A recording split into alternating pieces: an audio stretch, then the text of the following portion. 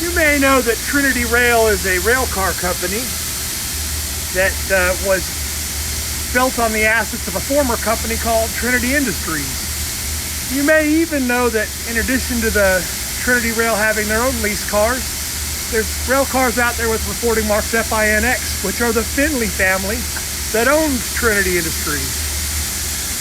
But I just learned something else today. I was looking at these rail cars, and a lot of times these rail cars from Trinity Rail, they when they're painted at the plant at which they're built, the newest ones like this car, this one was built in 2015, so to me it's not super new, but there's the paint that's used to paint it is listed, and the location it was painted at is listed as plant 442. Well, I had noticed that, and I thought that was interesting, that because we use plant numbers in my facility I work at in our company, so I know how those things can relate to each other. But older Trinity Rail cars, when they first switched over from being Trinity Industries to Trinity Rail, I see plant 192, and I didn't know where that was. But another thing that I always found interesting about Trinity Rail cars, like the ones that were built by Trinity Industries, like this car here, and the car after it, which is also Trinity Industries cars, is that they have a stamp on the sill. I'd say a sill stamp.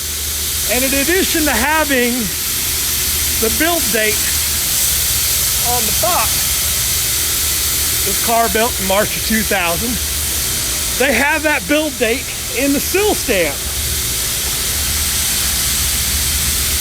3/20 of 2000. What's right above that?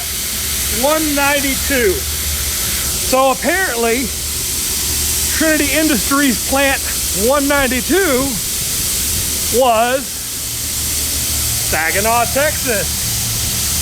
So when I see, from now on, when I look at a Trinity Industries or Trinity Rail car, now, the funny thing is, they didn't indicate Saginaw as 192 when it was Trinity Industries.